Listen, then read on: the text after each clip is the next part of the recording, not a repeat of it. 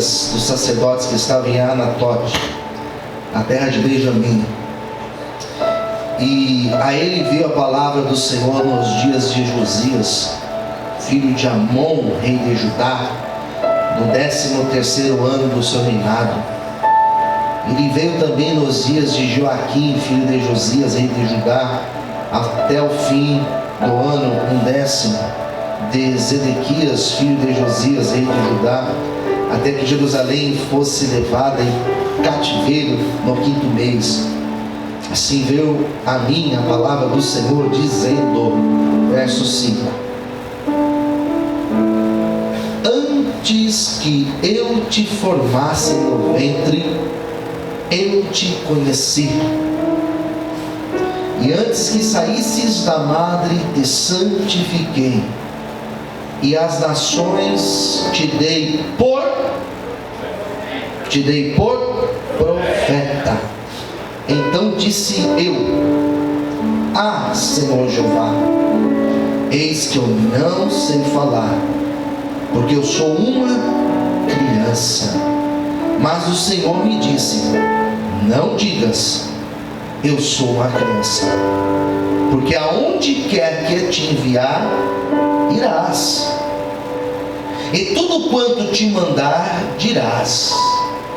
Não temas diante deles, porque eu sou contigo para te livrar, diz o Senhor. Estendeu o Senhor a mão e tocou-me na boca, e disse-me o Senhor: Eis que eu ponho as minhas palavras na tua boca. Olha, ponho-te neste dia sobre as nações, sobre os reinos, para arrancares, para derribares, para destruires, para arruinares, e também para edificares e para plantares. Ainda veio a minha palavra do Senhor, dizendo: Que é que vês, Jeremias? E eu disse: Vejo uma vara de amendoeira. E disse-me o Senhor: Viste bem, porque eu velo sobre a minha palavra para a cumprir. E todos digam amém? Amém. Vamos fechar os nossos olhos. Senhor, fala conosco nesta noite. Venha revelar, Senhor, esta palavra aos nossos corações, e venha nos abençoar, Senhor. Que sejamos sensíveis para ouvir tua voz. Coração aberto, Senhor, uma terra pronta para receber a palavra. Não um coração fechado, mas um coração aberto para receber esta palavra, Senhor. Graças te damos em nome de Jesus. Amém e amém. Você pode aplaudir o Senhor. Glórias a Deus.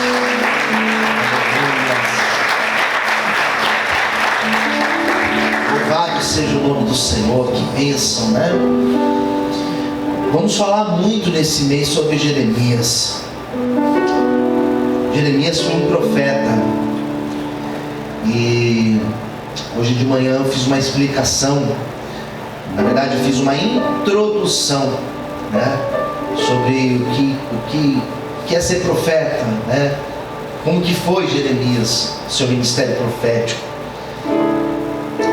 E eu quero repetir algumas palavras que eu disse hoje cedo. Primeiro, os profetas, existem algumas maneiras de nós estudarmos os profetas. E tem uma disciplina chamada profetismo. E nessa disciplina a gente estuda não só os livros dos profetas, mas nós estudamos os ministérios dos profetas. Ministério profético. E o Antigo Testamento, nós temos os profetas que estão relacionados aos milagres. E são os profetas como Elias e Eliseu. Muitos milagres foram feitos através da vida deles. E nós temos os outros profetas, que nós não temos relatos de milagres como Elias e Eliseu, mas foram grandes homens de Deus. Elias e Eliseu, nós não temos livros, nós não temos textos que eles escreveram. Os outros profetas nós temos. E nós temos profetas que na Bíblia nossa não tem o livro deles, mas nos apócrifos existem livros de outros profetas, como Natan, por exemplo. E quando nós estudamos os profetas, nós também podemos dividi-los em duas categorias que eu expliquei hoje cedo. Os profetas ligados à nobreza, os profetas que estavam ligados ao rei. Natan é um exemplo. Como eu disse, hoje de manhã eu citei um outro exemplo. Hoje de manhã eu citei Isaías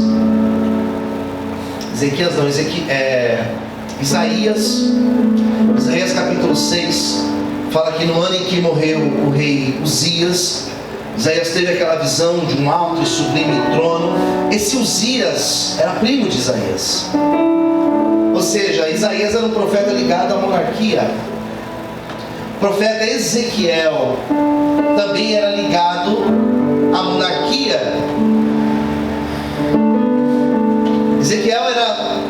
Ezequiel, Jeremias, Isaías, eles eram todos contemporâneos. E esse Ezequiel foi levado para o cativeiro. Por que ele foi levado para o cativeiro? Porque ele fazia parte dessa nobreza. Jeremias era um profeta diferente. Jeremias era uma espécie de Amós. Amós era boiadeiro, era ligado ao campo, ao povo. Profeta como o Eliseu era também simples, camponês. Jeremias, ele era do campo, não era do centro, estava ligado à monarquia. E Deus pega Jeremias e fala com ele, porque Deus fala com todos nós. Deus fala desde aquela pessoa mais instruída, como foi Moisés. Moisés, diz o texto, que ele era formado em todas as ciências ensinadas no Egito. Um homem extremamente capaz. Moisés era muito capaz. Jeremias, ele se sentia pequeno. Jeremias se sentia como Gideão se sentiu. Porque quando Deus chama Gideão e fala: Gideão, vou te usar para livrar Israel da mão dos midianitas, Gideão falou: eu não, como eu. Tem 12 tribos em Israel. A tribo menos expressiva é de onde eu vim. Eu vim de Manassés. E em Manassés, a família mais pobre de Manassés é justamente a minha família. E na minha casa, na minha família, eu sou menor. Não tem ninguém menor do que eu. E Deus falou: pois é você que eu vou usar para fazer a diferença. Deus é tremendo, né, queridos? Deus, ele usa quem ele quer. Quem entendeu, diga amém. Deus põe a gente onde ele quer, irmãos. Quem entendeu, diga amém. Deus pode fazer o que ele quiser nas nossas vidas. Ele é Deus. Foi assim com Davi. Quando Samuel foi na casa de Jessé e disse para Jessé: eu vim aqui com uma missão de ungir um dos seus filhos para ser o próximo rei de Israel. Jessé fala assim: bom, eu tenho filhos aqui, eu vou trazer o mais velho. E foi trazendo do mais velho ao mais novo. E trouxe Abinadab, Eliabe, trouxe Sama, trouxe todos os filhos. O único que ele não trouxe foi Davi. Porque Davi não estava nem ali na casa. Davi não era do exército, Davi não estava em casa, Davi estava no campo cuidando de ovelhas. Certamente Davi estava no meio do deserto, lá no campo cuidando de ovelhas. Mas Deus sabia onde ele estava. E o olhar de Deus alcançou a vida dele. Posso ouvir amém, queridos? É esse Deus que nós servimos.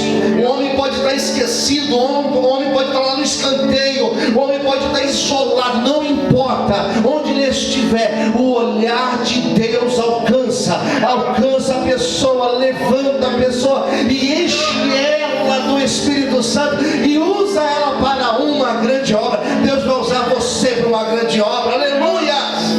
Glória a Deus. Você pode dar um glória a Deus? Você consegue dar um glória a Deus aí bem alto? Aleluia. Aí Deus falou assim: eu tenho um chamado com você. E Deus fala com ele. E a primeira coisa que eu quero destacar nessa noite Deus fala conosco o tempo inteiro. Fala assim comigo: Deus, Ele fala conosco o tempo inteiro. Por isso que eu quero te dar um conselho nessa noite. Quando você sair da sua casa para vir para a igreja, venha pronto para ouvir Deus falar com você. Quem entendeu, diga amém. Eu fico percebendo, irmãos, eu sou muito observador.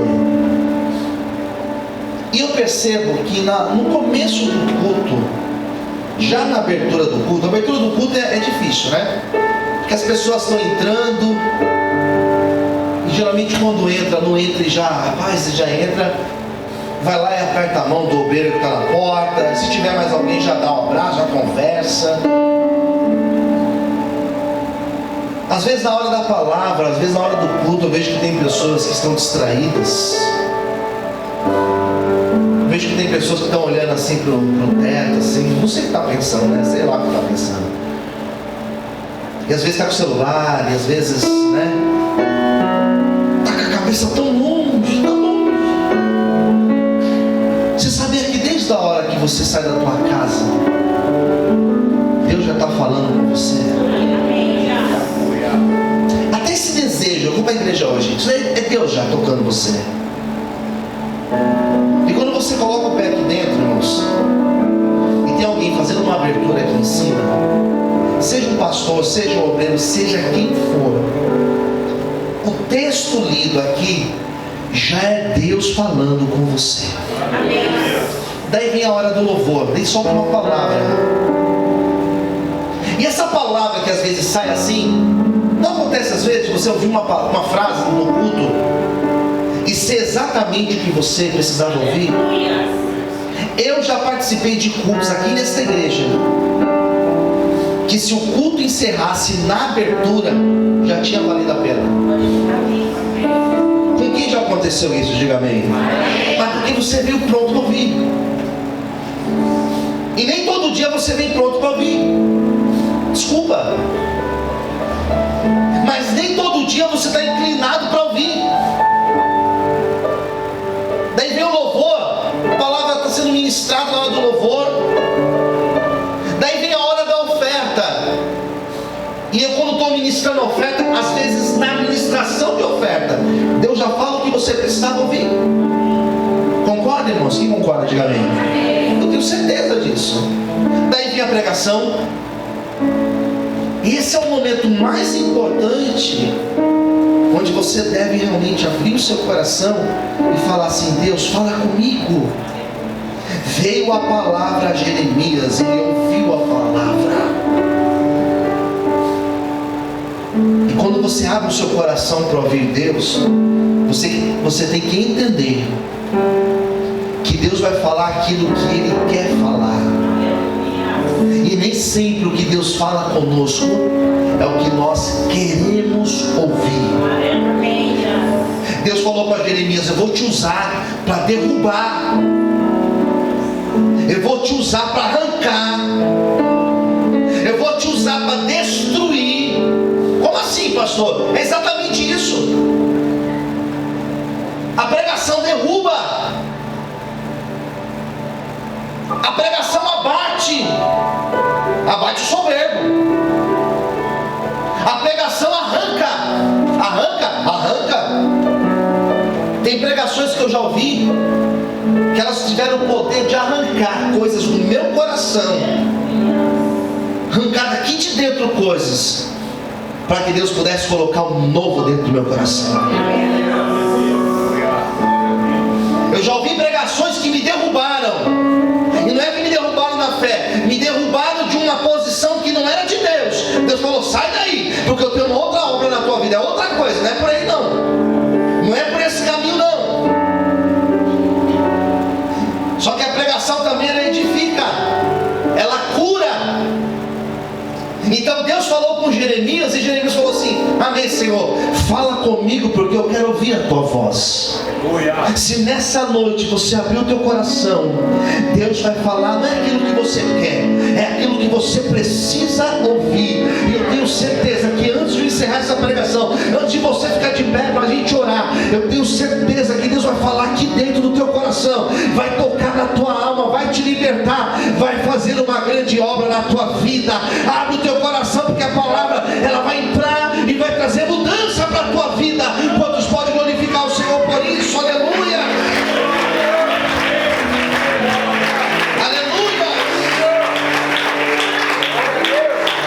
Então, a primeira coisa que Deus falou com ele: eu tenho chamado na tua vida.